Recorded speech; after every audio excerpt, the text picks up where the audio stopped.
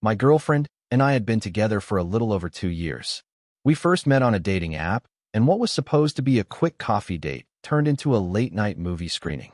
From the very beginning, our connection felt natural, effortless. We didn't want the night to end. After only a few weeks of dating, I asked her to be my girlfriend, and we both deleted our profiles from the app. I was thrilled to be with her. In the past, I had struggled to maintain healthy relationships, but this one felt different. With her, I let my guard down. I allowed myself to be vulnerable in a way I hadn't before. Early on, we never discussed our past relationships in great detail, only briefly touching on topics like sexual health.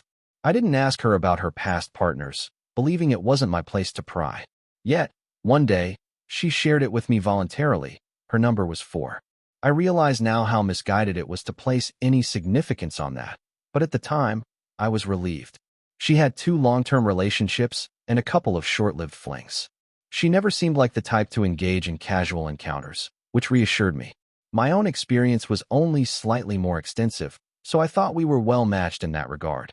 For the first stretch of our relationship, everything felt normal.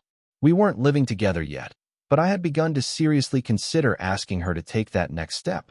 She was different from anyone I had ever dated, and I truly saw a future with her. Then, things began to change. I noticed she was receiving texts and calls from different men.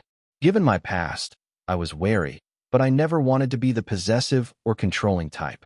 So, I kept my concerns to myself, until the day I saw a FaceTime call from a man named Fred while we were together. She declined the call, but I couldn't ignore the nagging feeling in my gut. When I asked about him, she brushed it off. Fred was just an old friend from college, she explained, someone who had recently moved back to the city and wanted to catch up. She made it seem innocent. I had female friends myself, so I wasn't inherently suspicious. Still, something felt off. If he was just a friend, why was she avoiding his calls? It made me wonder whether there had been something more between them in the past. Perhaps she was trying to spare his feelings or avoid an awkward situation. Weeks later, I was supposed to take her out to dinner. It had been a long week, and I was looking forward to spending quality time with her. But at the last minute, she canceled, saying she had a migraine. Concerned, I offered to bring her some food and keep her company, but she insisted she just wanted to rest. That night, as I scrolled through social media before bed, I stumbled upon an Instagram story from one of her friends.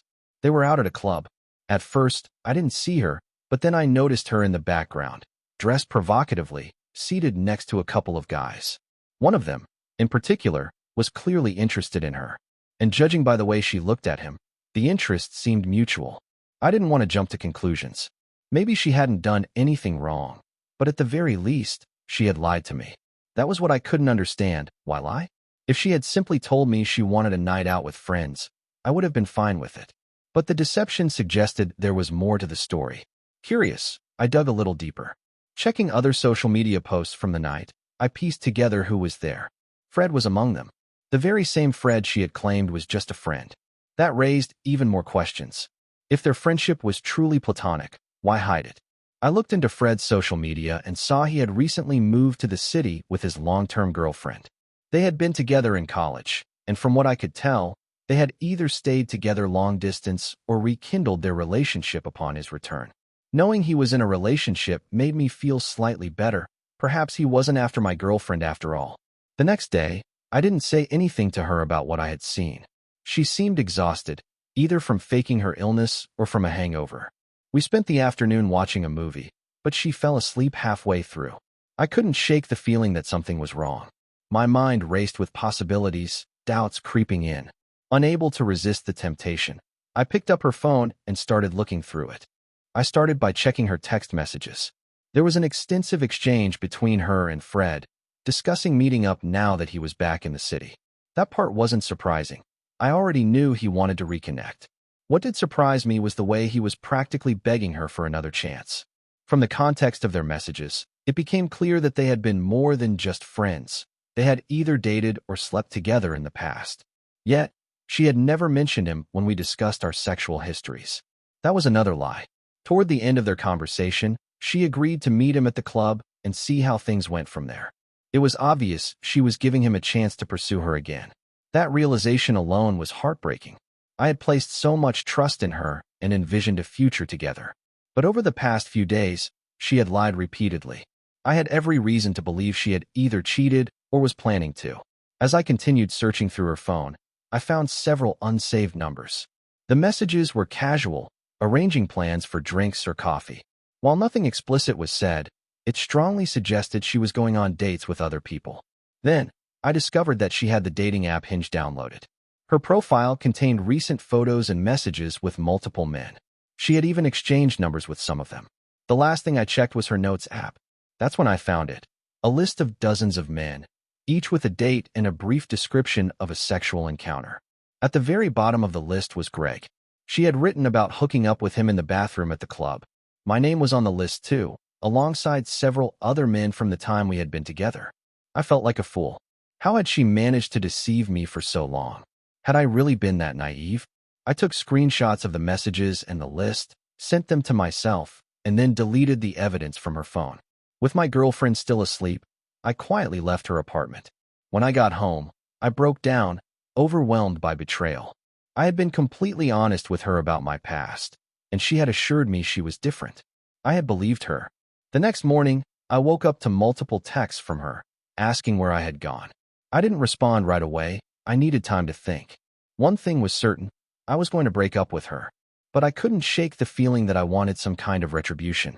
She had publicly humiliated me, cheating in a club, surrounded by friends who likely knew what was happening. I wanted her to feel that same sense of exposure. Later that day, I finally replied. I told her I had a minor family emergency and had to leave abruptly, but assured her everything was fine. I then offered to take her to the dinner we had previously planned. She eagerly agreed. I told her to dress up, as I was taking her to an upscale restaurant she had always wanted to visit. That evening, I secured a last-minute reservation at a high-end spot in the city. When I picked her up, she seemed excited, unaware of what was coming. We arrived, checked in, and were led to our table. I told her to order the most expensive dish on the menu and selected a premium bottle of wine. As we dined, I watched the bill climb past $500, far beyond what either of us could comfortably afford at the time. At the end of the meal, I pulled out my phone and began reading the list of names I had found in her notes. Her face turned bright red, and she looked like she was about to be sick. She begged me to stop, but I kept going. My voice carried, drawing the attention of nearby diners. I wanted everyone to hear what she had done. I made it unmistakably clear. She had been sleeping with multiple men and lying to me for the entire duration of our relationship. When I finished, I stood up and walked away, telling her we were done. She chased after me, pleading for me to talk, but I refused. As I exited, I informed the restaurant staff that she would be covering the bill. After everything she had done, it was the least she could do. When I got home, I went straight to Fred's social media. I found his girlfriend's contact information and sent her a message on Instagram, attaching the incriminating screenshots. She never responded, but a few days later, I noticed all their pictures together had disappeared from her profile. I could only assume they had broken up. Since then, my ex has sent me multiple Venmo requests for the cost of the dinner. Needless to say, I blocked her on everything. She won't be seeing a cent from me.